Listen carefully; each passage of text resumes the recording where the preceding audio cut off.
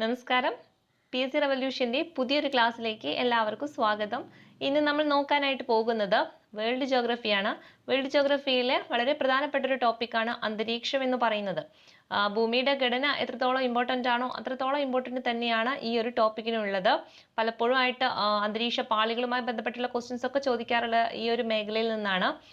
അപ്പോൾ ഇതുമായി ബന്ധപ്പെട്ടിട്ട് നമ്മുടെ +1 ടെക്സ്റ്റ് ബുക്കിൽ ഒരു ചാപ്റ്റർ തന്നെ പറയുന്നുണ്ട്. അപ്പോൾ ഇന്ന് ആ ഒരു +1 ടെക്സ്റ്റ് ബുക്കിൽ ആ ചാപ്റ്ററാണ് മെയിനായിട്ട് നോക്കുന്നത്. അതിൻ്റെ കൂടെ SCERT ടെക്സ്റ്റ് ബുക്കിൽ അഡീഷണൽ വരുന്ന ഫാക്റ്റും കൂടി എന്ത് ചെയ്യുന്നുണ്ട്, ആഡ് ചെയ്തിട്ടാണ് പഠിപ്പിക്കുന്നത്. ഓക്കെ, അപ്പോൾ എല്ലാവരും എന്ത് ചെയ്യാം, സ്കിപ്പ് ചെയ്യാതെ ക്ലാസ് കാണുക. വളരെ ഇമ്പോർട്ടൻ്റ് ആയിട്ടുള്ള ക്ലാസ് ആണ്, നിങ്ങൾക്ക് 100% ഉപകാരപ്പെടുന്ന ഒരു ക്ലാസ് ആയിരിക്കും. ഓക്കെ, പിന്നെ നമ്മുടെ ക്ലാസ്സുമായി ബന്ധപ്പെട്ടിട്ട് 3 മന്ത് സ്റ്റഡി സ്ട്രാറ്റജി കൃത്യമായിട്ട് ഫോളോ ചെയ്യുന്ന ആൾക്കാർ എന്ത് ചെയ്യുക, ഓർഡറിൽ തന്നെ പഠിച്ചു വന്നോളുക. ആദ്യമായിട്ട് കാണുന്ന ആൾക്കാർ എന്ത് ചെയ്യുക, ഡേ 1 മുതൽ ഒരു ഓർഡറിൽ പഠിച്ചു വരാനായിട്ട് ശ്രമിക്കുക. പിന്നെ ഇതുമായി ബന്ധപ്പെട്ടിട്ടുള്ള വോയിസ് സെക്ഷൻസ് ഒക്കെ വരുന്നത്, ലൈവ് വോയിസ് സെക്ഷൻസ് ഒക്കെ നമ്മുടെ ടെലഗ്രാം ചാനലിൽ രാത്രി കൊടുക്കാറുണ്ട്. അപ്പോൾ അതൊക്കെ വളരെ ഉപകാരപ്പെടുന്ന ക്ലാസ്സുകളാണ്. അപ്പോൾ നിങ്ങൾ എന്ത് ചെയ്യാം, അതൊക്കെ ഫോളോ ചെയ്യുന്നതിനായിട്ട് ടെലഗ്രാം ചാനലിൽ ജോയിൻ ചെയ്യുക. അപ്പോൾ അതിൻ്റെ ലിങ്ക് ഡിസ്ക്രിപ്ഷനിൽ കൊടുത്തിട്ടുണ്ട്. വീക്കിലി എക്സാമും അതുപോലെ മന്ത്ലി എക്സാമും ഒക്കെ അവിടെയാണ് കൊടുക്കുന്നത്. അപ്പോൾ അതൊക്കെ അറ്റൻഡ് ചെയ്യുക. ഇനി വരാൻ പോകുന്നല്ലേ മെയ് മാസം മുതൽ അങ്ങോട്ട് വരാൻ പോകുന്ന പരീക്ഷകൾക്കൊക്കെ ഉപകാരപ്പെടുന്ന ക്ലാസ്സുകൾ തന്നെയാണ് പ്രൊവൈഡ് ചെയ്യുന്നത്. അപ്പം നമുക്ക് എന്ത് ചെയ്യാം, ക്ലാസ്സിലോട്ട് കിടക്കാം. ഓക്കെ, അപ്പോൾ അല്ലേ നമുക്കിന്ന് നോക്കാനുള്ളത് എന്താണ്, അന്തരീക്ഷമാണ് അല്ലേ. അപ്പം അന്തരീക്ഷത്തെ കുറിച്ചിട്ട് ഇവിടെ പ്രധാനമായിട്ടും ആഗോള താപനം, അതുപോലെ തന്നെ ഹരിതഗ്രഹ പ്രഭാവം, അതുപോലെ തന്നെ അന്തരീക്ഷ പാളികൾ, അതൊക്കെയാണ് ഇന്നത്തെ ഈ ഒരു ചാപ്റ്ററിൽ നമ്മൾ നോക്കുന്നത്. ഓക്കെ, അപ്പം അല്ലേ നമുക്ക് അന്തരീക്ഷത്തിനെ കുറിച്ചിട്ട് നമുക്ക് ആദ്യം അല്ലേ അന്തരീക്ഷം എന്താണെന്ന് നമ്മൾ അറിഞ്ഞിരിക്കണം അല്ലേ. അപ്പം അങ്ങനെയാണെങ്കിൽ എന്താണ് അന്തരീക്ഷം എന്ന് പറഞ്ഞാൽ, എന്താണ് അന്തരീക്ഷം എന്ന് പറഞ്ഞാൽ അല്ലേ, നമുക്കറിയാം നമ്മുടെ ഭൗമ ഉപരിതലത്തിൽ നിന്ന് അല്ലേ മുകളിലോട്ടുള്ള വാതകങ്ങളുടെയും അതുപോലെ തന്നെ ജലബാഷ്പങ്ങളുടെയും പൊടിപടലങ്ങളുടെയും എല്ലാത്തിൻ്റെയും ഒരു മിശ്രിതമാണ് എന്ത്, അന്തരീക്ഷം എന്ന് പറയുന്നത്. ഓക്കെ, അപ്പൊ എന്താണ് അന്തരീക്ഷം എന്ന് ചുരുക്കി പറഞ്ഞു കഴിഞ്ഞാൽ, ഭൗമ ഉപരിതലത്തിൽ നിന്ന് മുകളിലോട്ടുള്ള വാതകങ്ങളുടെയും അതുപോലെ തന്നെ ജലബാഷ്പങ്ങളുടെയും അതുപോലെ തന്നെ എന്താണ് പൊടിപടലങ്ങളുടെയും ഒക്കെ ഒരു മിശ്രിതമാണ് എന്താ, അന്തരീക്ഷം എന്ന് പറയുന്നത്. ഓക്കെ, ഇതുമായി ബന്ധപ്പെട്ടിട്ട് ഫസ്റ്റ് ഒരു പോയിന്റ് നോക്കിക്കോളാം. നമ്മുടെ +1 ടെക്സ്റ്റ് ബുക്കിലുള്ളതാണ്. എന്താണ്, ഭൂമിയുടെ വായുപിണ്ഡത്തിന്റെ 99% ഭൗമോപരിതലത്തിൽ നിന്ന് 32 കിലോമീറ്ററുകൾക്കുള്ളിലായിട്ടാണ് സ്ഥിതി ചെയ്യുന്നത്. ഓക്കെ, വളരെ ഇമ്പോർട്ടൻ്റ് ആണ്. അതായത് ഭൂമിയുടെ വായുപിണ്ഡത്തിന്റെ 99% എന്താണ്, നമ്മുടെ ഭൗമ ഉപരിതലത്തിൽ നിന്ന് മുകളിലോട്ട് ഏകദേശം 32 കിലോമീറ്ററിലായിട്ടാണ് സ്ഥിതി ചെയ്യുന്നത്. അപ്പൊ ആ ഒരു നമ്പേഴ്സ് ഒക്കെ ഒന്ന് എന്ത് ചെയ്യുക, ഓർത്ത് വെച്ചേക്കുക. എത്രയാണ്, 32 കിലോമീറ്റർ ആണ് കേട്ടോ. അപ്പൊ അത് എന്ത് ചെയ്യാം, മറക്കാതെ ഓർത്ത് വെച്ചേക്കുക. നോട്ടൊക്കെ എഴുതുന്ന ആൾക്കാർ എന്ത് ചെയ്യാം, ഓർഡറിൽ ഷോർട്ട് നോട്ടായിട്ട് എന്ത് ചെയ്യുക, എഴുതി പോയിക്കോളുക. നിങ്ങൾ എന്ത് ചെയ്യുക, PDF ആയിട്ട് ഇരുന്ന് പ്രിന്റ് എടുത്ത് വെക്കാതെ എന്ത് ചെയ്യുക, ഷോർട്ട് നോട്ടായിട്ട് ഓരോരോ പോയിന്റ് ആയിട്ട് എഴുതാനായിട്ട് ശ്രമിക്കുക. അടുത്തല്ലേ നമുക്ക് അന്തരീക്ഷവുമായി ബന്ധപ്പെട്ടിട്ട് ഇനി അതിൽ ഓരോ ഘടകങ്ങളെ കുറിച്ചിട്ടാണ് പഠിക്കാനുള്ളത്. നമ്മൾ പറഞ്ഞുല്ലേ അന്തരീക്ഷത്തിൽ എന്തൊക്കെ അടങ്ങിയിട്ടുണ്ട്, വാതകങ്ങളുണ്ട്, അതുപോലെ തന്നെ ജലബാഷ്പമുണ്ട്, പൊടിപടലങ്ങളൊക്കെ ഉണ്ടല്ലേ. അങ്ങനെയാണെങ്കിൽ അന്തരീക്ഷത്തിൽ അടങ്ങിയിരിക്കുന്ന വാതകങ്ങളെ കുറിച്ചിട്ട് നമുക്കൊന്ന് ബേസിക് ആയിട്ടുള്ള കാര്യങ്ങൾ അറിഞ്ഞിരിക്കണം. ഓക്കെ, നമുക്കറിയാലേ അന്തരീക്ഷത്തിലെ വാതകങ്ങൾ ഈ ഭൗമ ഉപരിതലത്തിൽ നിന്ന് അല്ലെ മുകളിലോട്ട് പോകും തോറും അതായത് ഉയരം കൂടുന്നതിനനുസരിച്ച് ഉയരം കൂടുന്നതനുസരിച്ചിട്ട് ഈ വാതകങ്ങൾക്ക് എന്ത് മാറ്റമാണ് സംഭവിക്കുന്നത്, അതായത് ഭൗമ ഉപരിതലത്തിൽ നിന്ന് മുകളിലോട്ട് പോകും തോറും വാതകങ്ങളുടെ അളവ് കുറയുകയാണ് ചെയ്യുന്നത്. വളരെ ഇമ്പോർട്ടൻ്റ് ആണ്, ഓർത്ത് വെച്ചേക്കുക. ഭൗമ ഉപരിതലത്തിൽ നിന്ന് മുകളിലോട്ട് പോകും തോറും വാതകങ്ങളുടെ അളവ് എന്താ ചെയ്യുന്നത്, കുറയുകയാണ് ചെയ്യുന്നത്. അതേപോലെ തന്നെ ഒന്ന് ഓർത്ത് വെച്ചേക്കണം, ജലബാഷ്പം അല്ലെ, ജലബാഷ്പത്തിന്റെ അളവും എന്താ സംഭവിക്കുന്നത്, കുറയുകയാണ് ചെയ്യുന്നത്. അപ്പൊ ഉയരം കൂടുന്നതിനനുസരിച്ച് വാതകങ്ങളുടെ അളവ് കുറയുന്നു, ജലബാഷ്പത്തിന്റെ അളവ് കുറയുന്നു. അതിന്റെ കൂടെ ഒന്ന് ഓർത്ത് വെച്ചേക്കുക, സാന്ദ്രതയും എന്താ ചെയ്യുന്നത്, കുറയുകയാണ് ചെയ്യുന്നത്. പിന്നെ എന്താ ഉള്ളത്, മർദ്ദം അല്ലെ, ഉയരം കൂടുന്നതിനനുസരിച്ച് മർദ്ദം എന്താ സംഭവിക്കുന്നത്, മർദ്ദവും കുറയുകയാണ് ചെയ്യുന്നത്. ഓക്കെ, അപ്പൊ എന്തൊക്കെയാണ് കുറയുന്നത്, ഭൗമ ഉപരിതലത്തിൽ നിന്ന് മുകളിലോട്ട് പോകുന്തോറും വാതകങ്ങളുടെ അളവ് കുറയുന്നുണ്ട്, ജലബാഷ്പങ്ങളുടെ അളവ് കുറയുന്നുണ്ട്, സാന്ദ്രത കുറയുന്നുണ്ട്, പിന്നെന്താ, മർദ്ദവും കുറയുന്നുണ്ട്. ഇതിന്റെ കൂടെ നിങ്ങൾ ഓർത്ത് വെക്കേണ്ട ഒന്നും കൂടിയുണ്ട്, എന്താണ്, ഊഷ്മാവ് അല്ലെ, ഊഷ്മാവ് അഥവാ എന്താണ്, താപം അല്ലെ. താപത്തിന് എന്ത് മാറ്റമാണ് സംഭവിക്കുന്നത്? ഭൗമ ഉപരിതലത്തിൽ നിന്ന് മുകളിലോട്ട് പോകുന്തോറും ഊഷ്മാവ് കുറഞ്ഞു വരികയാണ് ചെയ്യുന്നത് അല്ലെ. കുറഞ്ഞു വരികയാണ് ചെയ്യാറ്. പക്ഷേ നമ്മൾക്കറിയാം അന്തരീക്ഷ പാളിയിലെ രണ്ട് പാളികളുണ്ട്, നമ്മുടെ സ്ട്രാറ്റോസ്ഫിയറും അതുപോലെ തെർമോസ്ഫിയറും. അവിടെ എന്താ സംഭവിക്കുന്നത് ചോദിച്ചു കഴിഞ്ഞാൽ അവിടെ ഉയരം കൂടുന്നതിനനുസരിച്ചിട്ട് ഊഷ്മാവ് കൂടുകയാണ് ചെയ്യുന്നത്. അപ്പൊ അതിന്റെ കാരണം എന്താണെന്ന് അവിടെ നമുക്ക് ആ പാളികൾ പറയുന്ന സമയത്ത് പറയാം. ഇപ്പൊ നിങ്ങൾ ഓർത്ത് വെച്ചേക്കാം, ഉയരം കൂടുന്നതിനനുസരിച്ച് ഊഷ്മാവ് എന്താ ചെയ്യേണ്ടത്? കുറഞ്ഞു വരികയാണ് ചെയ്യേണ്ടത്. ഓക്കെ, അപ്പൊ നമുക്ക് ഈ ഒരു കാര്യം റെഡി ആയില്ലേ? അതായത് ഭൗമ ഉപരിതലത്തിൽ നിന്ന് മുകളിലോട്ട് പോകുന്തോറും വാതകങ്ങളുടെ അളവ്, ജലബാഷ്പങ്ങളുടെ അളവ്, സാന്ദ്രത, മർദ്ദം, അതുപോലെ ഊഷ്മാവൊക്കെ എന്താ ചെയ്യുന്നത്? കുറഞ്ഞു വരികയാണ് ചെയ്യുന്നത്. ഓക്കെ, അപ്പൊ നമ്മൾ പറഞ്ഞുല്ലേ, ഫസ്റ്റ് വാതകത്തെ കുറിച്ച് നമ്മൾ പറഞ്ഞു. വാതകം എന്താ ചെയ്യുന്നത്? കുറഞ്ഞു വരിക എന്ന് പറഞ്ഞു. അങ്ങനെയാണെങ്കിൽ അല്ലേ, നമുക്ക് ഓക്സിജനെ കുറിച്ചിട്ടൊന്ന് അറിഞ്ഞിരിക്കണം. ഓക്സിജന്റെ അവസ്ഥ എന്താണെന്ന് അറിഞ്ഞിരിക്കണം. എന്താണ്?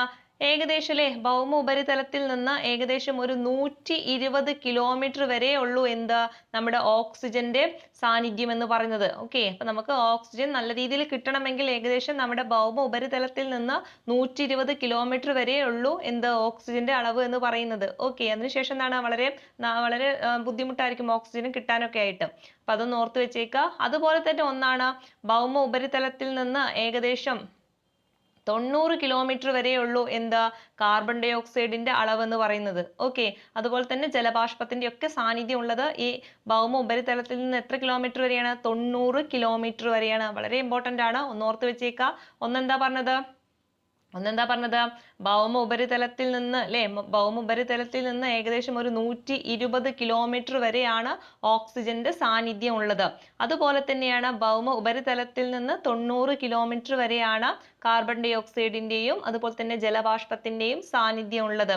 നമ്മൾ ഓൾറെഡി പറഞ്ഞു അല്ലേ, ഉയരം കൂടുന്നതിനനുസരിച്ചിട്ട് അല്ലെ വാതകങ്ങളുടെ അളവിന് എന്ത് മാറ്റമാണ് സംഭവിക്കുന്നത്? കുറഞ്ഞു വരികയാണ് ചെയ്യുന്നത്. അപ്പൊ ഇതും കൂടി ഓർത്ത് വെച്ചേക്കുക. ഏകദേശം അല്ലെ 120 കിലോമീറ്റർ വരെ ഉള്ളൂ എന്താ? ഓക്സിജന്റെ അളവ് എന്ന് പറയുന്നത്. അതുകൊണ്ടാണ് നിങ്ങൾ ശ്രദ്ധിച്ചിട്ടുണ്ടാവും അല്ലെ, ഈ പർവ്വതങ്ങളൊക്കെ കയറുന്ന ആൾക്കാരല്ലേ ഓക്സിജൻ സിലിണ്ടറും കൊണ്ടാണ് പോകാറ്. എന്തുകൊണ്ടാണ്? അവർ ഉയരം കയറുന്നതിനനുസരിച്ച് എന്താണ് അവർക്ക് ഓക്സിജൻ അല്ലെ ശ്വസിക്കാനുള്ള ബുദ്ധിമുട്ടുണ്ടാവും. അപ്പൊ അതും കൂടി എന്ത് ചെയ്യുക? ഓർത്ത് വെച്ചേക്കുക. ഇനി ഇവിടെ നമുക്കൊരു ബോക്സിൽ പ്രത്യേകം കൊടുത്തിട്ടുണ്ട് അന്തരീക്ഷത്തിലെ പ്രധാന വാതകങ്ങളെ കുറിച്ചിട്ട് അല്ലെ. നമ്മൾ പറഞ്ഞു അന്തരീക്ഷത്തിൽ എന്താണ്? വാതകങ്ങൾ അടങ്ങിയിട്ടുണ്ടെന്ന് പറഞ്ഞു അല്ലെ. അങ്ങനെയാണെങ്കിൽ അന്തരീക്ഷത്തിലുള്ള പ്രധാന വാതകങ്ങൾ ഏതെല്ലാം എന്ന് അറിഞ്ഞിരിക്കണ്ടേ? അതിൽ പ്രധാനപ്പെട്ട 4 ഒന്ന് പഠിച്ചു വെച്ചേക്കണം. ഏതൊക്കെയാണ്? Nitrogen, oxygen, argon, carbon dioxide. ഏതൊക്കെയാണ്? Nitrogen, oxygen, argon, carbon dioxide. ഇത് ഈ കാർബൺ ഡൈ ഓക്സൈഡ് സി എന്ന് എഴുതിയത് നിങ്ങൾക്ക് ഒരു കോഡിന് വേണ്ടിയിട്ടാണ്. എന്താണ് കോഡ് അല്ലേ? NOAC. ഇതെങ്ങനെ വായിക്കാം നമുക്ക്? NOAC അല്ലേ, NOAC. ഓക്കെ, നിങ്ങൾ ഇങ്ങനെ ഓർത്ത് വെച്ചാൽ NOAC ഇൻ അന്തരീക്ഷം അല്ലേ. പല ആൾക്കാർക്കും അറിയുന്ന കോഡായിരിക്കും, എന്നാൽ അറിയാത്തവർക്ക് വേണ്ടി പറയുന്നതാണ്. NOAC ഇൻ അന്തരീക്ഷം എന്ന് പഠിച്ചു വെച്ചേക്കുക. അതായത് അന്തരീക്ഷത്തിൽ എന്തില്ല? AC ഇല്ല എന്ന് പഠിച്ചു വെച്ചാൽ നമുക്ക് അന്തരീക്ഷത്തിലുള്ള പ്രധാന വാതകങ്ങളെ കുറിച്ചിട്ട് അറിയും. പ്രധാന വാതകങ്ങൾ എന്ന് പറഞ്ഞാൽ ആ ഒരു ഓർഡറിൽ നമുക്ക് പഠിക്കാനായിട്ട് പറ്റും. അതായത് ഏറ്റവും കൂടുതലുള്ളത് അല്ലെ, അന്തരീക്ഷത്തിൽ ഏറ്റവും കൂടുതലുള്ള ഏതാണ്? നൈട്രജൻ ആണ്. രണ്ടാം സ്ഥാനത്ത് ആരാണ്? ഓക്സിജൻ ആണ്. മൂന്നാം സ്ഥാനത്ത് ആർഗൺ ആണ്. നാലാം സ്ഥാനത്താണ് കാർബൺ ഡൈ ഓക്സൈഡ്. ഓക്കെ, നാലാം സ്ഥാനത്ത് ആരാണ്? കാർബൺ ഡൈ ഓക്സൈഡ് ആണ്. ഇത് പലപ്പോഴും ഓർഡറിലൊക്കെ ചോദിക്കാറുണ്ട്. അതായത് അന്തരീക്ഷത്തിലെ വാതകങ്ങളെ ക്രമീകരിച്ച് എഴുതാനൊക്കെ ചോദിക്കാറുണ്ട്. അപ്പൊ നിങ്ങൾ ഇങ്ങനെ ഓർത്താൽ മതി. അന്തരീക്ഷത്തിൽ എന്തില്ല? NOAC എന്ന് ഓർത്ത് വെക്കുക. അപ്പൊ N എന്ന് പറഞ്ഞാൽ നൈട്രജൻ ആണ്, O എന്ന് പറഞ്ഞാൽ ഓക്സിജൻ ആണ്, A എന്ന് പറഞ്ഞാൽ ആർഗൺ ആണ്, C എന്ന് പറയുന്നത് കാർബൺ ഡൈ ഓക്സൈഡാ. C എന്ന് പറഞ്ഞത് ശരിക്കും കാർബൺ ഡൈ ഓക്സൈഡ് അല്ല. നിങ്ങൾക്ക് ഇവിടെ പഠിക്കാൻ വേണ്ടിയിട്ട് എന്ത് ചെയ്യുക? C നെ എന്ത് ചെയ്യുക? കാർബൺ ഡൈ ഓക്സൈഡ് എന്ന് നമുക്ക് എന്ത് ചെയ്യുക? ഓർത്തെടുക്കാം. ഓക്കെ, അപ്പൊ നമുക്ക് അന്തരീക്ഷത്തിലെ ഈ വാതകങ്ങളെ കുറിച്ച് കിട്ടിയില്ലേ? ഓക്കെ, ഇനി ഇതിലെ അളവുകളും കൂടി ഒന്ന് പഠിച്ചു വെച്ചേക്കണം. നൈട്രജന്റെ അളവ് 78%. ഓക്കെ, വളരെ ഇമ്പോർട്ടന്റ് ആണ്. അന്തരീക്ഷത്തിൽ ഏറ്റവും കൂടുതൽ കാണപ്പെടുന്നത് നൈട്രജൻ അല്ലേ. അപ്പൊ നൈട്രജന്റെ അളവും കൂടി എന്ത് ചെയ്യണം? ഒന്ന് പഠിച്ചു വെച്ചേക്കണം. എത്രയാണ്? 78%. അടുത്തത് ഓക്സിജൻ ആണ് അല്ലെ, രണ്ടാം സ്ഥാനത്ത് നിൽക്കുന്നത്. ഓക്സിജന്റെ അളവ് എത്രയാണ്? 21%. അതും കൂടി ഒന്ന് ഓർത്ത് വെച്ചേക്കണം. അപ്പൊ ഏറ്റവും കൂടുതൽ നൈട്രജൻ ആണ്. നൈട്രജന്റെ അളവ് 78%. രണ്ടാം സ്ഥാനത്ത് ഓക്സിജൻ ആണ്. ഓക്സിജന്റെ അളവ് എത്രയാണ്? 21% അല്ലെ. അപ്പൊ ഇത് രണ്ടും കൂടി കൂട്ടുമ്പോൾ നമുക്ക് എത്ര കിട്ടും? 99% എന്ന് കിട്ടും അല്ലെ. 78ഉം 21. 21 എന്ന് പറയുന്നത് 20.95 ആണ്. നമുക്ക് എന്ത് ചെയ്യാം? പല ബുക്കിലും 21 എന്നാണ് പറയുന്നത്. അപ്പൊ നമുക്ക് 21 തന്നെ എടുക്കാം. ഓക്കെ, അപ്പൊ ഇത് രണ്ടും കൂടി കൂട്ടുമ്പോൾ തന്നെ എത്ര കിട്ടുന്നുണ്ട്? 99 കിട്ടുന്നുണ്ട് അല്ലെ. അതായത് മൊത്തം വാതകങ്ങളുടെ 99% എന്താണ്? ഈ നൈട്രജനും ഓക്സിജനുമാണ്. നിങ്ങൾ മനസ്സിലാക്കണം അല്ലെ, ഇത്രയും വാതകങ്ങൾ ഉണ്ടെങ്കിലും അതിൽ മൊത്തം 99% എന്താണ്? നൈട്രജനും ഓക്സിജനാണ്. അതിൽ ഏറ്റവും കൂടുതൽ ഏതാണ്? നൈട്രജൻ ആണ്, 78%. ബാക്കി വരുന്നല്ലേ ഈ 99-ൽ ബാക്കി വരുന്ന ഈ 1% മറ്റുള്ള ആർഗൺ ആണെങ്കിലും കാർബൺ ഡൈ ഓക്സൈഡും നിയോൺ, ഹീലിയം തുടങ്ങിയ വാതകങ്ങളൊക്കെ ഉൾപ്പെടുന്നത്. അതൊക്കെ വെറും നിങ്ങൾക്ക് നമ്പേഴ്സ് നോക്കിയാൽ മനസ്സിലാവില്ലേ, 0.00 അങ്ങനെ വെച്ചിട്ടാണ് വരുന്നത്. അപ്പൊ അതൊക്കെ എന്താണ്? അതൊന്നും നിങ്ങൾ പഠിക്കേണ്ട ആവശ്യമില്ല, നിങ്ങൾ മനസ്സിലാക്കി വെച്ചേക്കുക. ഏറ്റവും കൂടുതലുള്ളത് ഏതാണ്? ഈ നൈട്രജനും ഓക്സിജനാണ് വരുന്നത്.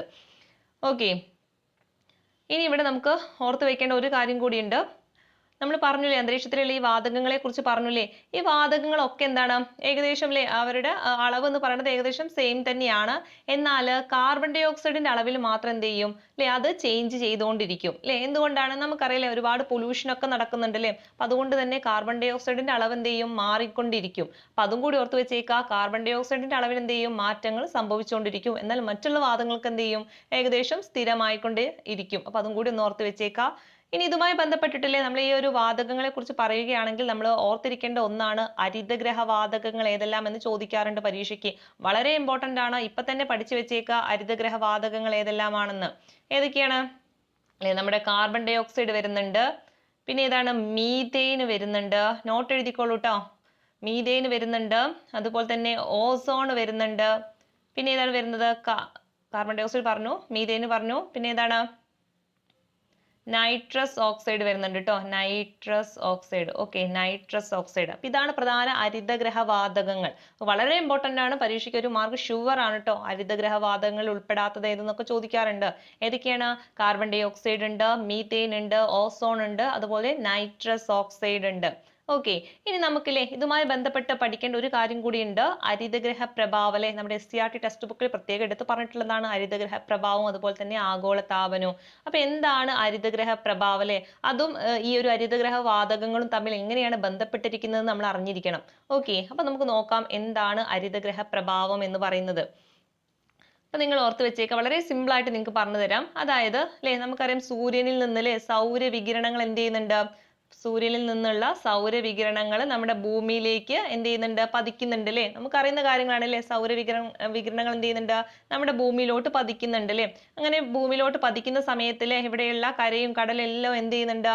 ആ സൗരവികിരണത്തെ ആഗിരണം ചെയ്ത് വെക്കുന്നുണ്ട് അല്ലേ. അപ്പം ഇങ്ങനെ ഇങ്ങോട്ടേക്ക് പതിക്കുന്നത് ഇവിടെ നിന്നല്ലേ കുറച്ചു നേരം ഇവിടെ ആഗിരണം ചെയ്തിട്ടല്ലേ നമ്മുടെ ഭൂമി ഒന്ന് എന്ത് ചെയ്യും? ചൂട് പിടിക്കും ഈ സൗരവികിരണങ്ങൾ നേരിട്ട് നമ്മുടെ ഭൂമിയിലോട്ട് പതിക്കുന്ന സമയത്ത് എന്ത് ചെയ്യുന്നുണ്ട്? ഈ ഭൂമി ഒന്ന് ചൂട് പിടിക്കും അതിനുശേഷം ഈ വികിരണങ്ങളൊക്കെ തിരിച്ചെന്ത് ചെയ്യുന്നു? അങ്ങോട്ട് തന്നെ പോകുന്നു അങ്ങോട്ട് തന്നെ അന്തരീക്ഷത്തിലോട്ട് തന്നെ മുകളിലോട്ട് തന്നെ പോകുന്നു. ഈ പോകുന്ന സമയത്ത് എന്താ സംഭവിക്കുന്നത്? നമ്മൾ പറഞ്ഞു അന്തരീക്ഷത്തിൽ കുറെ വാതകങ്ങൾ ഉണ്ടെന്നൊക്കെ പറഞ്ഞു അതിലെ ഹരിതഗ്രഹ വാതകങ്ങളാണ് ഏതൊക്കെ? Carbon dioxide, nitrous oxide, അതുപോലെ പിന്നെ ഏതാണ്? മീഥെയ്ൻ, ഓസോൺ ഒക്കെ വരുന്നുണ്ട്. ഇവരെന്ത് ചെയ്യുന്നു? ഇവരെന്താ ചെയ്യുന്നത്?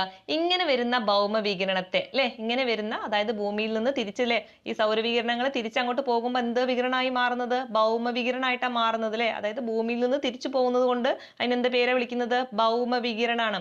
അപ്പൊ ഈ ഭൗമവികിരണത്തെ മുകളിലോട്ട് പോകാൻ അനുവദിക്കാതെ ഇവരെന്ത് ചെയ്യുന്നു? ഇവരങ്ങ് പിടിച്ചു നിർത്തുന്നു. ഓക്കെ, ഈ ഭൗമവികിരണത്തെ എന്ത് ചെയ്യുന്നു? കാർബൺ ഡൈ ഓക്സൈഡും അതുപോലെ മീഥെയ്നും ഓസോണൊക്കെ എന്ത് ചെയ്യുന്നു? ഇവരെ പിടിച്ചു നിർത്തുന്നു. പിടിച്ചു നിർത്തിയിട്ട് എന്ത് ചെയ്യുന്നു? ഇവിടെ നമ്മുടെ ഈ അന്തരീക്ഷത്തിൽ ഈ ഭൂമിയിൽ എന്ത് ചെയ്യുന്നുണ്ട് താപം നഷ്ടപ്പെടാതെ ഇങ്ങനെ പിടിച്ചു നിർത്താനായിട്ട് സഹായിക്കുന്നുണ്ട്. ശരിക്കും പറഞ്ഞാൽ ഈ ഹരിതഗ്രഹ പ്രഭാവം നടക്കണം കാരണം നമുക്കറിയാം നമ്മുടെ ഈ ഭൂമി എന്ന് പറയുന്നത് ഒരു ജീവഗ്രഹമായിട്ട് നിലനിൽക്കണമെങ്കിൽ അതിന് അടിസ്ഥാനമായിട്ടുള്ള താപം ആവശ്യമാണ്. എന്നാൽ എന്താ ഇവിടെ സംഭവിക്കുന്നത്? ദിനംപ്രതി എന്താ സംഭവിച്ചുകൊണ്ടിരിക്കുന്നത്? നമുക്കറിയാം ഒരുപാട് പൊല്യൂഷനിലൂടെ ഒക്കെ എന്ത് ചെയ്യുന്നുണ്ട്? ഒരുപാട് കാർബൺ ഡൈ ഓക്സൈഡിന്റെ അളവ് മീഥെയിന്റെ ഒക്കെ അളവ് എന്ത് ചെയ്യുന്നുണ്ട്? അതുപോലെ തന്നെ നൈട്രസ് ഓക്സൈഡിന്റെ അളവൊക്കെ എന്ത് ചെയ്യുന്നുണ്ട്? വർദ്ധിക്കുന്നുണ്ട്. ഓക്കെ, എന്തുകൊണ്ട്? ഒരുപാട് പൊല്യൂഷനിലെ ജൈവവാതകങ്ങളൊക്കെ കത്തിക്കുന്നതിലൂടെ ഒക്കെ എന്ത് ചെയ്യുന്നുണ്ട്? ഈ ഒരു കാർബൺ ഡൈ ഓക്സൈഡിന്റെ അളവ് ഗണ്യമായിട്ട് വർദ്ധിക്കുന്നുണ്ട്. ഇങ്ങനെ വർദ്ധിച്ചു കഴിഞ്ഞാൽ എന്താ സംഭവിക്കുക? ആദ്യം കുറച്ച് ആൾക്കാർ പിടിച്ചിരുന്ന സ്ഥാനത്ത് ഇപ്പൊ കുറെ കാർബൺ ഡൈ ഓക്സൈഡ് ആയില്ലേ, കുറെ എണ്ണായി. അപ്പൊ എന്ത് ചെയ്യുന്നു? ഇവരെല്ലാരും കൂടി ഈ ഭൗമ വികിരണത്തെ പിടിക്കുകയാണ്. അപ്പൊ പിടിച്ചു കഴിഞ്ഞാൽ എന്താ സംഭവിക്കുക? ഇവിടെ ആ അന്തരീക്ഷത്തിലുള്ള ഈ ചൂട് എന്ത് ചെയ്യും? വർദ്ധിച്ചുകൊണ്ടിരിക്കും ഇവരെ വിടാതെ ഇവിടെ പിടിച്ചോണ്ട് എന്താ സംഭവിക്കുക? നമ്മുടെ ഭൂമി ചൂട് പിടിച്ചോണ്ടിരിക്കും അപ്പൊ അത് എന്തിലോട്ട് നയിക്കും? അത് ആഗോള താപനത്തിലോട്ട് പോകും. ഓക്കെ, അപ്പൊ ഇതെന്താന്ന് മനസ്സിലാക്കി വെക്കുക. ഹരിതഗ്രഹ പ്രഭാവവും അതുപോലെ തന്നെ ആഗോള താപനവും എന്താന്ന് മനസ്സിലാക്കി വെക്കുക. ക്ലിയർ അല്ലേ? വളരെ സിമ്പിൾ ആയിട്ട് ഏറ്റവും ബേസിക് ആയിട്ടുള്ള കാര്യം പറഞ്ഞിട്ടുള്ളത്. നിങ്ങൾക്ക് പല ആൾക്കാർക്കും ഇത് എന്താന്ന് കൺഫ്യൂഷൻ ഉള്ള ആൾക്കാരുണ്ടോ? അപ്പൊ എന്ത് ചെയ്യുക? ഈ രീതിയിൽ നിങ്ങൾ പഠിച്ചു വെച്ചേക്കുക. വളരെ സിമ്പിൾ ആയിട്ടാണ് പറഞ്ഞു തന്നിട്ടുള്ളത്. അപ്പൊ ഇതിൽ പ്രധാനമായിട്ട് നിങ്ങൾ പഠിക്കേണ്ട എന്താണ്? ഹരിതഗ്രഹ പ്രഭാവവും അതുപോലെ അതിനെ സഹായിക്കുന്ന ഹരിതഗ്രഹ വാതകങ്ങൾ ഏതെല്ലാമെന്ന് ചോദിക്കാറുണ്ട്. ഷുവർ ക്വസ്റ്റ്യൻ ആണ്, പഠിച്ചു വെച്ചേക്കുക. ഇപ്പൊ തന്നെ നിങ്ങളെ നോട്ട് ഷോർ നോട്ടിൽ എഴുതി വെച്ചേക്കുക, അല്ലെങ്കിൽ നിങ്ങൾ പഠിക്കാനിരിക്കുന്ന ഭാഗത്ത് ഒട്ടിച്ചു വെച്ചേക്കുക. അത്രയും ഇമ്പോർട്ടന്റ് ആണ്. ഏതൊക്കെയാ? Carbon dioxide, methane, ozone, പിന്നെ ഇതാണ് നൈട്രസ് ഓക്സൈഡ്. ഓക്കെ, അപ്പോൾ വാതകങ്ങളുമായി ബന്ധപ്പെട്ടിട്ട് പിന്നെ ഒരു വാതകം അല്ലേ നമ്മുടെ ഓസോണിനെ പറ്റിയിട്ട് പറയാനുണ്ട്. വളരെ ഇമ്പോർട്ടന്റ് ആണ് അല്ലേ ഓസോൺ. ഓസോണിലെ ഏത് പാളിയിലാണ് കാണപ്പെടാറ്? അത് ചോദിക്കാറുണ്ട്. ഏത് പാളിയാണ്? അല്ലെ നമ്മുടെ സ്ട്രാറ്റോസ്ഫിയറിൽ കാണപ്പെടുന്നതാണല്ലേ ഓസോൺ എന്ന് പറയുന്നത്. സ്ട്രാറ്റോസ്ഫിയറിലെ അന്തരീക്ഷ പാളിയിലെ സ്ട്രാറ്റോസ്ഫിയറിൽ കാണപ്പെടുന്നതാണ് ഓസോൺ എന്ന് പറയുന്നത്. ഏകദേശം 10 മീറ്റർ അല്ലെ ഭൗമ ഉപരിതലത്തിൽ നിന്ന് 10 മീറ്റർ മുതൽ 50 മീറ്റർ ഈ ഒരു സ്ഥലത്താണ് എന്ത് കാണപ്പെടുന്നത്? ഓസോൺ വാതകം കാണപ്പെടുന്നത്. ഓക്കെ, അതായത് ഭൗമ ഉപരിതലത്തിൽ നിന്ന് 10 മുതൽ 50 കിലോമീറ്റർ വരെയുള്ള ഉയരത്തിലാണ് ഈ ഒരു വാതകം കാണപ്പെടുന്നത്. വളരെ ഇമ്പോർട്ടന്റ് ആണ്, പഠിച്ചു വെച്ചേക്കണം. ഓക്കെ, ഇനിയില്ലേ ഇവരെന്താ ചെയ്യുന്നത്? നമുക്കറിയാലേ സൂര്യരശ്മികളിൽ നിന്ന് വരുന്ന അൾട്രാ വയലറ്റ് കിരണങ്ങൾ എന്ത് ചെയ്യുന്നു? ആഗിരണം ചെയ്തിട്ടില്ലേ അതിനെ ഇങ്ങോട്ടേക്ക് നമ്മുടെ ഭൗമ ഉപരിതലത്തിലോട്ട് കടത്തിവിടാതെ അതിനെ എന്ത് ചെയ്യുന്നുണ്ട്? ഭൂമിയെ ഒരു സംരക്ഷിച്ചുകൊണ്ടിരിക്കുകയാണ്. രക്ഷാ കവചമായിട്ട് പ്രവർത്തിക്കുന്ന ഒരാളാണ് ആര്? നമ്മുടെ ഓസോൺ എന്ന് പറയുന്നത്. ഓക്കെ, ഈ ഒരു ഓസോൺ പാളി എന്ന് പറയുന്നത്. പക്ഷെ ദിനംപ്രതി ഇപ്പൊ എന്താ സംഭവിച്ചുകൊണ്ടിരിക്കുന്നത്? അല്ലെ CFC അതുപോലെ തന്നെ ബ്രോമിൻ, ഹാലോൺ തുടങ്ങിയുള്ള വാതകങ്ങളുടെ അമിതമായിട്ടുള്ള പുറന്തള്ളൽ കാരണം അല്ലെ എവിടുന്നൊക്കെയാണ് അത് പുറന്തള്ളുന്നത്? CFC ഒക്കെ എവിടുന്നാ വരുന്നത്? അതായത് ക്ലോറോ ഫ്ലൂറോ കാർബൺ ആണ് CFC എന്ന് പറയുന്നത്. ഓക്കെ, ഇതൊക്കെ എവിടുന്നാ വരുന്നത്?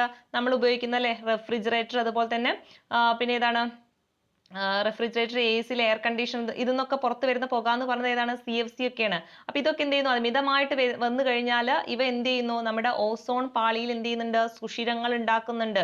ഓക്കെ, അപ്പൊ നമുക്കറിയാലേ ഇങ്ങനെ സുഷിരങ്ങൾ ഉണ്ടാക്കി കഴിഞ്ഞാൽ നമ്മളെ സംരക്ഷിക്കേണ്ട ഓസോൺ പാളിക്കിലെ എന്ത് പറ്റും?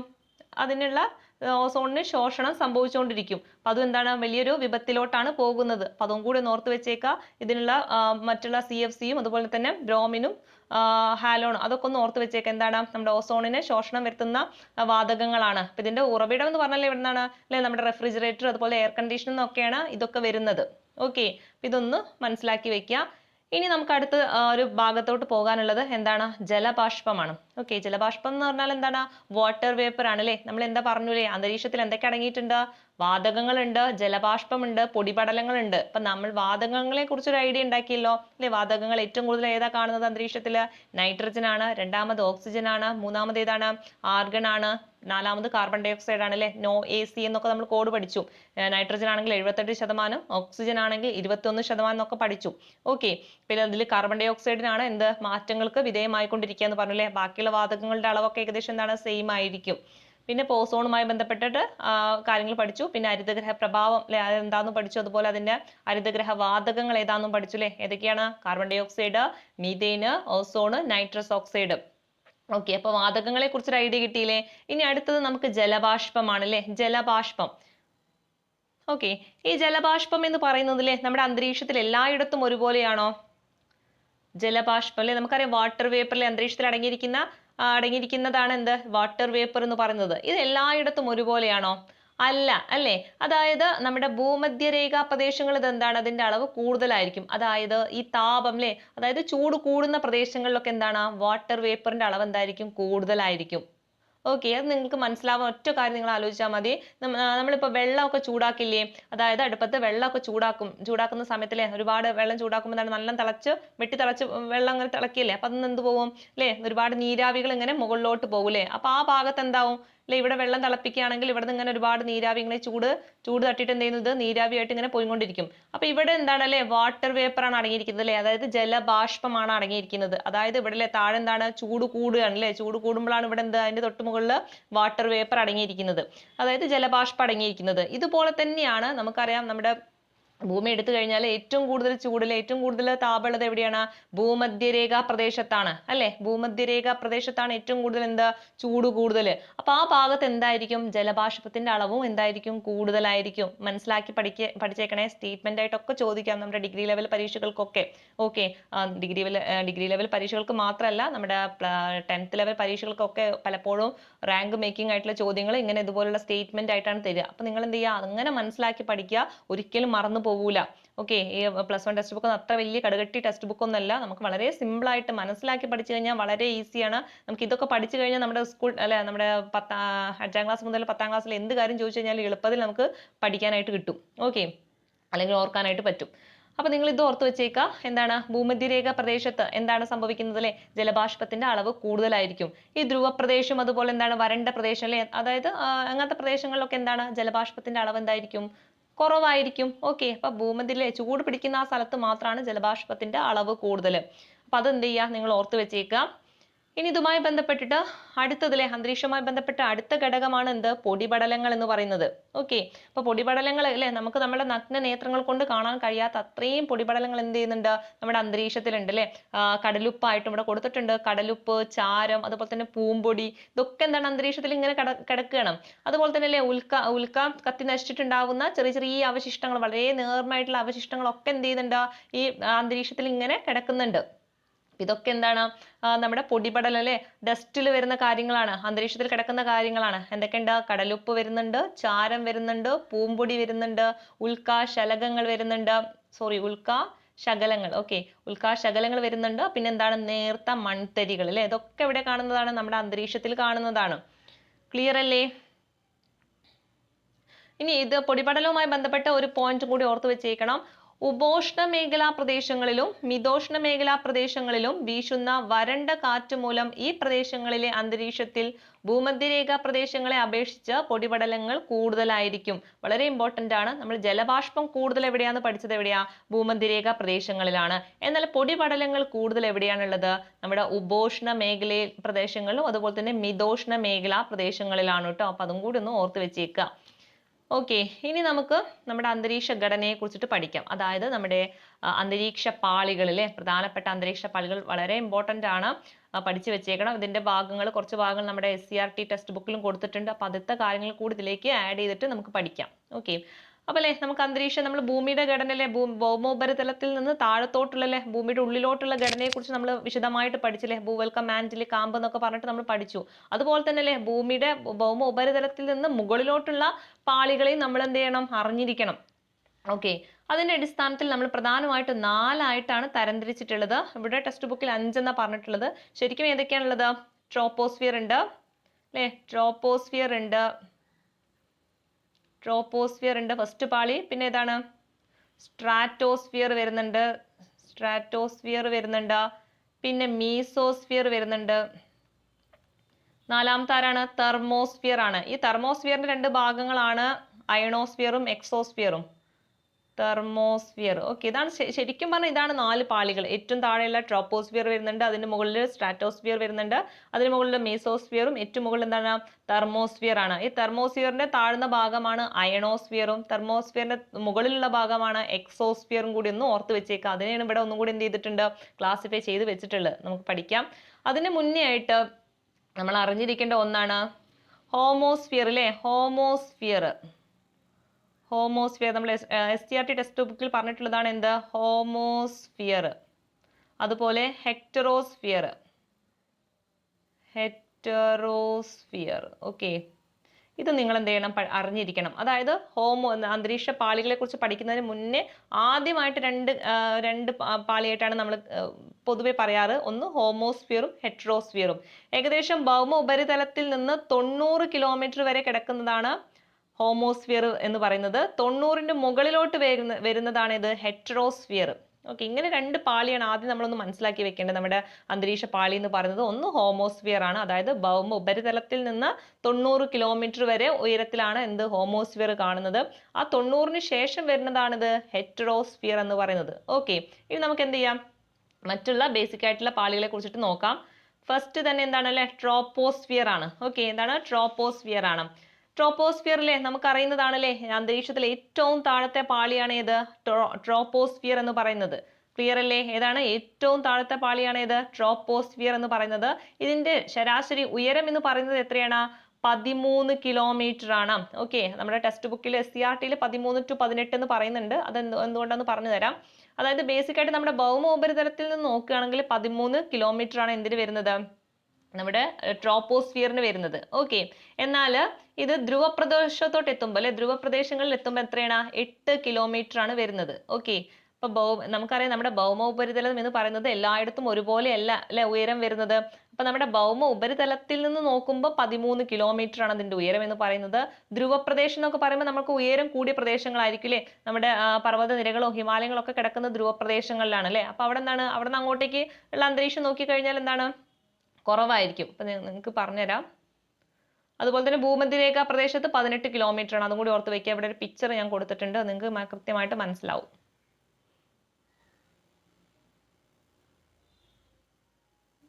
ഓക്കെ, പിക്ചർ കാണുന്നില്ലേ? ഇവിടെ നോക്കൂ, ഇതാണ് അന്തരീക്ഷത്തിലെ പാളികൾ എന്ന് പറയുന്നത് അല്ലെ. ഈ ഒരു ഭാഗം നമ്മളൊക്കെ നിൽക്കുന്ന ഈ ഒരു ഭാഗമാണ് അല്ലെ ട്രോപ്പോസ്ഫിയർ എന്ന് പറയുന്നത്. ഇവിടെ ഒരുപാട് മലനിരകൾ കാണാം, അല്ലേ വിമാനങ്ങളൊക്കെ പറന്നു പോകുന്നതൊക്കെ കാണാം. ഇതാണ് നമ്മുടെ ട്രോപ്പോസ്ഫിയർ. ഇത്രയും ഭാഗങ്ങളാണ് ട്രോപ്പോസ്ഫിയർ എന്ന് പറയുന്നത്. ഓക്കെ, അതായത് ഭൂമധ്യരേഖാ പ്രദേശത്ത് നിന്ന് നോക്കിക്കഴിഞ്ഞാൽ അല്ലെ, ഭൂമധ്യരേഖാ പ്രദേശത്ത് നിന്ന് നോക്കിക്കഴിഞ്ഞാൽ എത്രയാണ്, 18 കിലോമീറ്റർ ആണ് വരുന്നത്. ഓക്കെ, 13 to 18 ആണ് ഇതിന്റെ ഒരു അളവ് എന്ന് പറയുന്നത്. പിന്നെ ധ്രുവപ്രദേശങ്ങളിലോട്ട് പോകുന്തോറും എത്രയാണ്, 8 കിലോമീറ്റർ ആണ് വരുന്നത്. ഓക്കെ, എത്രയാണ്, 8 കിലോമീറ്റർ. നമുക്ക് കണ്ടാൽ തന്നെ മനസ്സിലാവില്ല, ഇത്രയും ദൂരം വരേണ്ട ആവശ്യമില്ല. ധ്രുവപ്രദേശത്ത് വരുമ്പോൾ എന്താണ്, കുറവായിരിക്കും. അപ്പൊ എത്രയാണോ, 8 കിലോമീറ്റർ ആണ് വരുന്നത്. ഓക്കെ, ഇനി അടുത്ത പാൾ സ്ട്രാറ്റോസ്ഫിയർ ആണ്. അപ്പൊ അതിന്റെ മുന്നേ ഇതുമായി ബന്ധപ്പെട്ട മറ്റുള്ള കാര്യങ്ങൾ കൂടി നോക്കാം. ട്രോപ്പോസ്ഫിയറുമായി ബന്ധപ്പെട്ടിട്ട് ഒന്നാമത്തെ പോയിന്റ് എന്താ പറഞ്ഞത്, ഭൂമധ്യരേഖ പ്രദേശത്ത് നിന്ന് എത്ര കിലോമീറ്റർ ആണ്, ഭൂമധ്യരേഖാ പ്രദേശത്ത് നിന്ന് 18 കിലോമീറ്റർ ആണ്. ഭൗമോപരിതലത്തിൽ നിന്ന് എത്രയാണ്, 13 ആണ്. അപ്പൊ നമ്മൾ ഏകദേശം അല്ലെ 13 to 18 കിലോമീറ്ററിന്റെ ഇടയിലാണ് എന്ത് കിടക്കുന്നത്, ട്രോപ്പോസ്ഫിയർ കിടക്കുന്നത് എന്ന് മനസ്സിലാക്കി വെക്കുക. ഓക്കെ, നമ്മുടെ SCERT അങ്ങനെ പറയുന്നത് 13 നും 18 കിലോമീറ്ററിന് ഇടയിലാണ് ട്രോപ്പോസ്ഫിയർ കിടക്കുന്നത്. ഈ 13 കിലോമീറ്റർ എന്ന് പറയുന്നത് എന്താണ്, ഭൗമോപരിതലത്തിൽ നിന്നാണ്. ഓക്കെ, 18 കിലോമീറ്റർ ആണെങ്കിൽ ഭൂമധ്യരേഖാ പ്രദേശത്ത് നിന്നാണ് നമ്മുടെ അല്ലെ ട്രോപ്പോസ്ഫിയറിന്റെ ഉയരം എന്ന് പറയുന്നത്. ധ്രുവപ്രദേശത്ത് എത്തുമ്പോൾ എന്താണ്, കുറവായിരിക്കും അല്ലെ, 8 കിലോമീറ്റർ ഉള്ളൂ. അപ്പൊ ഇതൊക്കെ നിങ്ങൾ കൃത്യമായിട്ട് ഈ നമ്പേഴ്സ് കൃത്യമായിട്ട് പഠിച്ചു വെച്ചേക്കണം. അതൊക്കെ ചോദിക്കും. നമ്മുടെ ഭൂമിയുടെ ഘടനയുമായി ബന്ധപ്പെട്ടിട്ട് ഇങ്ങനെ ഓരോ പോയിന്റുമായിട്ട് നമുക്ക് എന്ത് ചെയ്തിട്ടുണ്ട്, സ്റ്റേറ്റ്മെന്റ് ആയിട്ട് ചോദിച്ചിട്ടുണ്ട്. അപ്പൊ ഇത് മനസ്സിലാക്കി പഠിച്ചു വെച്ചേക്കുക. ഓക്കെ, ഒന്ന് ഭൗമോപരിതലത്തിൽ 13 ആണ്, ഭൂമധ്യരേഖയാണെങ്കിൽ ഒന്നുകൂടി കൂടും അല്ലെ, 18 കിലോമീറ്റർ ആണ്. പിന്നെ ധ്രുവപ്രദേശം ആകുമ്പോൾ അത്രയ്ക്ക് ഉണ്ടാവില്ല, എത്രയുള്ളൂ, 8 കിലോമീറ്ററേ ഉള്ളൂ. ഓക്കെ, അപ്പൊ ട്രോപ്പോസ്ഫിയറിന്റെ കണക്കുകളൊക്കെ റെഡി അല്ലേ, ക്ലിയർ അല്ലേ? ഇനി ഇവിടുത്തെ ഒരു പ്രത്യേകത നോക്കാം. ഇവിടുത്തെ പ്രത്യേകത എന്താണ് അല്ലെ, നമ്മളൊക്കെ നിൽക്കുന്നത് എവിടെയാണ്, ട്രോപ്പോസ്ഫിയറിലാണ് അല്ലെ. അതുകൊണ്ട് തന്നെ അല്ലേ മഴ, മഞ്ഞ്, കാറ്റ് തുടങ്ങിയ എല്ലാ പ്രതിഭാസങ്ങളൊക്കെ കാണപ്പെടുന്നത് എവിടെയാണ്, ട്രോപ്പോസ്ഫിയറിലാണ്. നമ്മളൊക്കെ അത് സ്ഥിരമായിട്ട് കാണുന്നതല്ലേ അല്ലെ, മഴയും മഞ്ഞും കാറ്റും ഇടിയും എല്ലാം നമുക്ക് അനുഭവപ്പെടുന്നുണ്ട്. അപ്പൊ അതുകൊണ്ട് തന്നെ ഇതൊക്കെ കാണപ്പെടുന്നത് ചോദിച്ചാൽ എവിടെയാണ്, ട്രോപ്പോസ്ഫിയറിലാണ്. ഓക്കെ, അതുപോലെ തന്നെ പൊടിപടലങ്ങളും ജലബാഷ്പങ്ങളും ഏറ്റവും കൂടുതൽ അടങ്ങിയിരിക്കുന്നതും ട്രോപ്പോസ്ഫിയറിലാണ്. നമ്മൾ പഠിച്ചിട്ടുണ്ട് അല്ലേ, അതായത് ഉയരം കൂടുന്നതിനനുസരിച്ച് ജലബാഷ്പവും അതുപോലെ തന്നെ പൊടിപടലങ്ങളൊക്കെ എന്താണ്, കുറഞ്ഞു വരികയാണ് ചെയ്യുന്നത് അല്ലേ. അപ്പൊ എന്തുകൊണ്ടാണ്, ഏറ്റവും കൂടുതൽ എവിടെയായിരിക്കും, ട്രോപ്പോസ്ഫിയറിലാവും. അതങ്ങോട്ട് മുകളിലോട്ട് പോകുമ്പോഴല്ലേ കുറഞ്ഞു വരുന്നത്. അപ്പൊ ഏറ്റവും താഴത്തുള്ള ആയിരിക്കും എന്ത്, കൂടുതലുള്ളത്. അപ്പൊ ജലബാഷ്പവും അതുപോലെ തന്നെ പൊടിപടലങ്ങളും ഒക്കെ കൂടുതൽ എവിടെയാണ്, ഈ ഒരു ട്രോപ്പോസ്ഫിയറിലാണ്. മഴ, മഞ്ഞ്, കാറ്റ്, ഇടിമിന്നൽ എല്ലാ കാര്യങ്ങളൊക്കെ അനുഭവപ്പെടുന്നത് എവിടെയാണ്, ഈ ഒരു ട്രോപ്പോസ്ഫിയറിലാണ്. ഓക്കെ, ഇനിയില്ലേ ഇവിടുത്തെ വളരെ പ്രധാനപ്പെട്ട ഒരു കാര്യമാണ് ഊഷ്മാവ്. ഊഷ്മാവാണ്. ഇവിടെ നമുക്ക് ഒരു ഗ്രാഫ് കൊടുത്തിട്ടുണ്ട്, ഇത് കൃത്യമായിട്ട് നോക്കി പഠിച്ചു വെച്ചേക്കാം. ഈ ഒരു ഗ്രാഫ് പറഞ്ഞ് കൃത്യമായിട്ട് പറഞ്ഞു തരാം അല്ലെ. നമുക്ക് പ്രധാനപ്പെട്ട പാളികൾ ഏതൊക്കെയാണ്, ട്രോപ്പോസ്ഫിയർ അല്ലെ. ഒന്ന് ഇവിടെ കിടക്കുന്നുണ്ട് ട്രോപ്പോസ്ഫിയർ, രണ്ടാമത്തെ ഏതാണ്, സ്ട്രാറ്റോസ്ഫിയർ വരുന്നുണ്ട്, മീസോസ്ഫിയർ വരുന്നുണ്ട്, പിന്നെ എന്താണ്, തെർമോസ്ഫിയർ വരുന്നുണ്ട്. ഇവിടെ ഈ ഒരു ഭാഗത്ത് നമ്മുടെ ഊഷ്മാവാണ് കൊടുത്തിരിക്കുന്നത് കേട്ടോ. ഓക്കെ, -100, -80 അങ്ങനെ പോകുന്നുണ്ട്.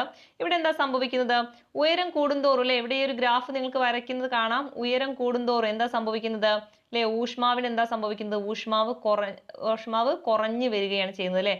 ഇവിടെ 20 എന്തായി, ഇവിടേക്ക് എത്തുമ്പോൾ അല്ലേ -68 ഒക്കെ വരുന്നുണ്ട്. ഓക്കെ, നിങ്ങൾക്ക് ഈ ഗ്രാഫ് ഇങ്ങനെ പോകുന്നത് കാണുന്നില്ലേ, ഒരു മിനിറ്റ്, ഇങ്ങനെ പോകുന്നത്, ഇങ്ങനെ പോകുന്ന വളഞ്ഞു തിരിഞ്ഞു പോണില്ലേ.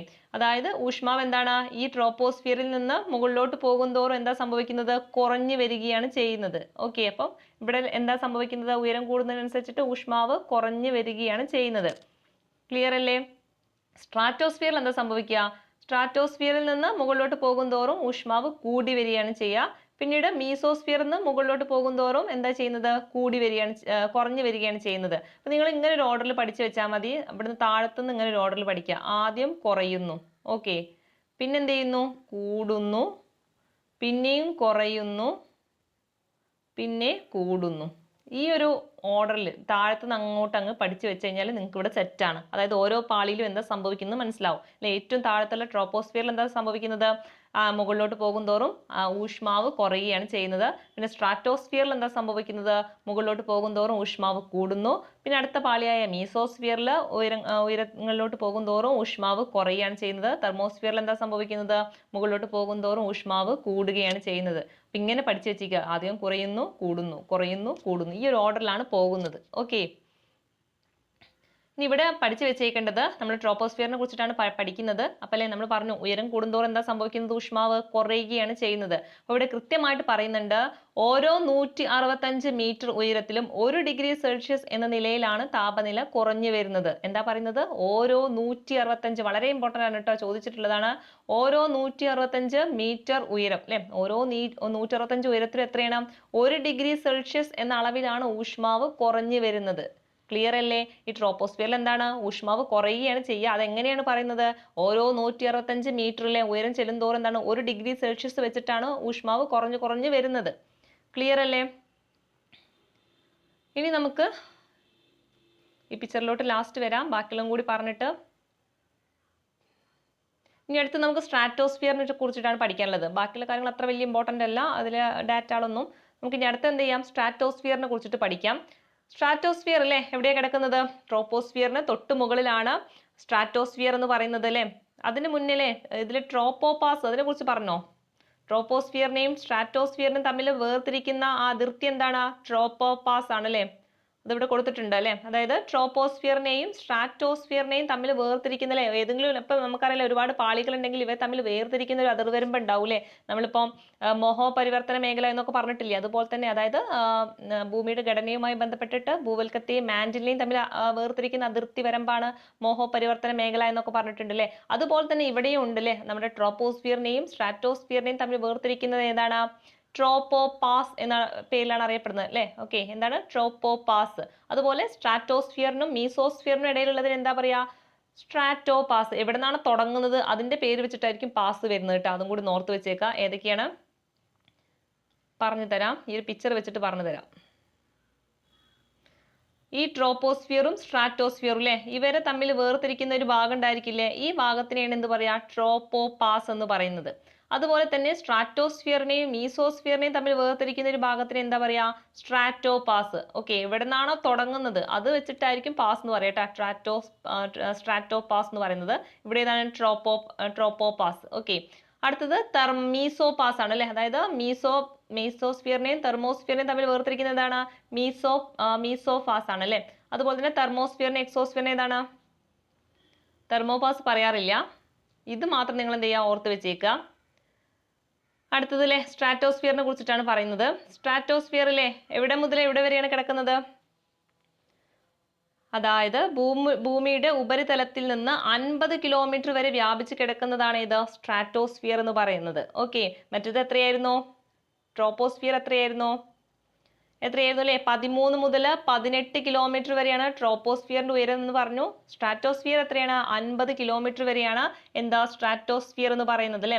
ഇവിടെ പ്രധാനപ്പെട്ട പാളിയാണ് ഏത്, ഓസോൺ പാളിയിലെ. നമ്മൾ പറഞ്ഞു ഓസോൺ പാളി കാണപ്പെടുന്നത് എവിടെയാണ്, സ്ട്രാറ്റോസ്ഫിയറിലാണ് അല്ലെ. ഇവരെന്താ ചെയ്യുന്നത്, നമ്മുടെ സൂര്യനിൽ നിന്ന് വരുന്ന അൾട്രാ വയലറ്റ് രശ്മികളെയൊക്കെ ആഗിരണം ചെയ്തിട്ട് ഒരു രക്ഷാ കവചമായിട്ട് പ്രവർത്തിക്കുന്ന ആരാണ്, ഓസോൺ പാളിയാണ്. ക്ലിയർ അല്ലേ? ഇപ്പൊ സ്ട്രാറ്റോസ്ഫിയറിനെ കുറിച്ചിട്ട് കൂടുതലായിട്ടൊന്നും ഇല്ല. പിന്നെ നമ്മുടെ ടെക്സ്റ്റ് ബുക്കിലെ ജെറ്റ് വിമാനങ്ങളുടെ യാത്രയൊക്കെ സുഗമമാകുന്നത് എവിടെയാണെന്ന് ചോദിക്കാറുണ്ട്. അതെവിടെയാണ്, സ്ട്രാറ്റോസ്ഫിയർ ആണ് കേട്ടോ. അപ്പൊ ജെറ്റ് വിമാനങ്ങൾക്കൊക്കെ സുഗമമായിട്ട് യാത്ര ചെയ്യാൻ പറ്റുന്ന അന്തരീക്ഷ പാളി ചോദിച്ചാൽ അത് ഏതാണ്, സ്ട്രാറ്റോസ്ഫിയർ ആണ്. അപ്പൊ സ്ട്രാറ്റോസ്ഫിയറിന്റെ ഉയരം എത്രയാണ്, ശരാശരി 50 കിലോമീറ്റർ ആണ്. ഓസോൺ പാളി കാണപ്പെടുന്നത് എവിടെയാണ്, സ്ട്രാറ്റോസ്ഫിയറിലാണ്. ദെൻ അടുത്തതാണ് ഏത്, മീസോസ്ഫിയർ എന്ന് പറയുന്നത്. ഓക്കെ, മീസോസ്ഫിയർ അല്ലേ. അതിനു മുന്നേ സ്ട്രാറ്റോസ്ഫിയറിൽ എന്താ സംഭവിക്കുന്നത്, ഉയരം കൂടുന്തോറും എന്താ സംഭവിക്കുന്നത്, ഉയരം കൂടുന്തോറും എന്താ ഊഷ്മാവിന് സംഭവിക്കുന്നത്, ഊഷ്മാവ് എന്താ ചെയ്യുന്നത്, കൂടുകയാണ് ചെയ്യുന്നത് അല്ലെ. ആദ്യത്തത് എന്താണ്, ഊഷ്മാവ് കുറയും, ട്രോപ്പോസ്ഫിയറിൽ കുറയും, സ്ട്രാറ്റോസ്ഫിയറിൽ എന്താ ചെയ്യുന്നത്, കൂടുകയാണ് ചെയ്യുന്നത്. ഇത് എന്തുകൊണ്ടാണ് ഇവിടെ കൂടാൻ കാരണം, എന്തുകൊണ്ടാണ് ഊഷ്മാവ് കൂടാൻ കാരണം, നമ്മൾ പൊതുവേ പറഞ്ഞില്ലേ ഉയരം കൂടുന്നതിനനുസരിച്ച് ഊഷ്മാവ് എന്താ ചെയ്യേണ്ടത്? കുറയുകയാണ് ചെയ്യേണ്ടത് അല്ലേ? ഇപ്പൊ ട്രോപ്പോസ്ഫിയറിൽ ഉയരം കൂടുമ്പോൾ ഊഷ്മാവ് കുറയുന്നുണ്ട്, എന്നാൽ സ്ട്രാറ്റോസ്ഫിയറിൽ ഉയരം കൂടുന്തോറും ഊഷ്മാവ് കൂടുകയാണ് ചെയ്യുന്നത്. എന്തുകൊണ്ടാണ്? ഇവിടെയാണ് ഓസോൺ ഉള്ളത് അല്ലേ? ഓസോൺ എന്ത് ചെയ്യുന്നുണ്ട്? നമ്മുടെ ഭൗമവികിരണങ്ങളെയൊക്കെ ആഗിരണം ചെയ്തിട്ട് അവിടെ എന്ത് ചെയ്യുന്നുണ്ട്? അത് താപോർജ്ജമാക്കി മാറ്റുന്നുണ്ട്. അതുകൊണ്ടാണ് അവിടെ എന്ത് ചെയ്യുന്നത്? ഊഷ്മാവ് കൂടാൻ കാരണം. ഓക്കെ, ഇനി അടുത്തതില്ലേ നമ്മൾ മീസോസ്ഫിയറിനെ കുറിച്ചിട്ടാണ് പറയുന്നത്. മീസോസ്ഫിയർ എവിടെയാണ് കിടക്കുന്നത്? നമ്മുടെ സ്ട്രാറ്റോസ്ഫിയറിന് മുകളിൽ 80 കിലോമീറ്റർ വരെ ആയിട്ടാണ് വ്യാപിച്ച് കിടക്കുന്നത്. ഓക്കെ, അപ്പൊ എത്രയാണ്? 80 കിലോമീറ്റർ ആണ്. ആദ്യത്തത് 13 to 18 ആണ് ട്രോപ്പോസ്ഫിയർ. സ്ട്രാറ്റോസ്ഫിയർ ആണെങ്കിൽ 50 കിലോമീറ്റർ ആണ്. മീസോസ്ഫിയർ ആണെങ്കിൽ 80 കിലോമീറ്റർ ആണ്. ഓക്കെ, ഇവിടെ എന്താണ് സംഭവിക്കുന്നത്? ഉയരം കൂടുന്തോറും അല്ലെ, നോർമൽ കേസ് തന്നെയാണ്, ഉയരം കൂടുന്തോറും ഊഷ്മാവ് എന്താണ്? കുറഞ്ഞു വരികയാണ് ചെയ്യുന്നത്. ഓക്കെ, പിന്നെ ഇവിടുത്തെ താപനില ഒന്നും അത്ര വലിയ ഇമ്പോർട്ടൻ്റ് അല്ല, എന്നാലും ഓർത്ത് വെച്ചേക്കാം. ഇവിടെ താപനില നമ്മൾ കുറഞ്ഞു വരുന്നു. അതുപോലെ തന്നെ ഭൗമോപരിതലത്തിൽ നിന്ന് 80 കിലോമീറ്റർ ഉയരത്തിൽ എത്തുമ്പോഴേക്കും താപനില -100 ഡിഗ്രി സെൽഷ്യസ് ആയിട്ടാണ് മാറുന്നത്. അതൊന്ന് ജസ്റ്റ് ഓർത്ത് വെച്ചേക്കാം. എത്രയാണ്? -100 ഡിഗ്രി സെൽഷ്യസ് ആണ് നമ്മുടെ മീസോസ്ഫിയറിലെ ഊഷ്മാവ് വരുന്നത്. ഓക്കെ, ഇനിയില്ലേ നമ്മുടെ മീസോസ്ഫിയറിനെയും അതുപോലെ തന്നെ അതിന് തൊട്ട് മുകളിലുള്ള തെർമോസ്ഫിയറിനെയും തമ്മിൽ വേർതിരിക്കുന്ന ഭാഗമാണ് ഇത് മീസോപാസ് എന്ന് പറയുന്നത്. അതും കൂടി ഓർത്ത് വെച്ചേക്കാം. ഇനി മീസോസ്ഫിയറിന് മുകളിലായിട്ട് 80 കിലോമീറ്ററിനും 400 കിലോമീറ്ററിനും ഇടയിൽ സ്ഥിതി ചെയ്യുന്ന മണ്ഡലമാണ് ഏത്? അയണോസ്ഫിയർ എന്ന് പറയുന്നത്. ഓക്കെ, അയണോസ്ഫിയർ എവിടെ കിടക്കുന്നത്? നമ്മുടെ തെർമോസ്ഫിയറിന് തൊട്ട് താഴെയായിട്ട് കിടക്കുന്നതാണ്. ഇവിടെ അങ്ങനെ പറയുന്നില്ല, എന്താണ് ഈ അയണോസ്ഫിയർ ആയിട്ടാണ് പറയുന്നത്. അപ്പം അതൊന്ന് മനസ്സിലാക്കി വെച്ചേക്കുക. അതായത് 80 കിലോമീറ്ററിനും 400 കിലോമീറ്ററിനും ഇടയിലാണ് എന്ത്? അയണോസ്ഫിയർ കിടക്കുന്നത്. അതായത് മീസോസ്ഫിയറിന് തൊട്ട് ശേഷം അല്ലെ അതിന് മുകളിൽ വരുന്ന പാളിയാണ് എന്ത്? അയണോസ്ഫിയർ എന്ന് പറയുന്നത്. ഓക്കെ, ഇവിടെ എന്താണ്? വൈദ്യുത ചാർജുള്ള അയോൺ കണികകളുടെ സാന്നിധ്യം ഉള്ളത് കൊണ്ട് ഈ പാളിയെ അയണോസ്ഫിയർ എന്നും വിളിക്കും. ഓക്കെ, അപ്പൊ എന്തുകൊണ്ട് അയണോസ്ഫിയർ എന്ന് വിളിക്കുന്നത്? വൈദ്യുത ചാർജുള്ള അയോൺ കണികകളുടെ സാന്നിധ്യം ഉള്ളത് കൊണ്ടാണ് ഈ പാളി എന്ത് ചെയ്യുന്നത്? അയണോസ്ഫിയർ എന്ന് വിളിക്കുന്നത്. ഓക്കെ, പിന്നെ മീസോസ്ഫിയറിൽ ഒരു കാര്യം നമ്മൾ പറയാൻ വിട്ടുപോയി.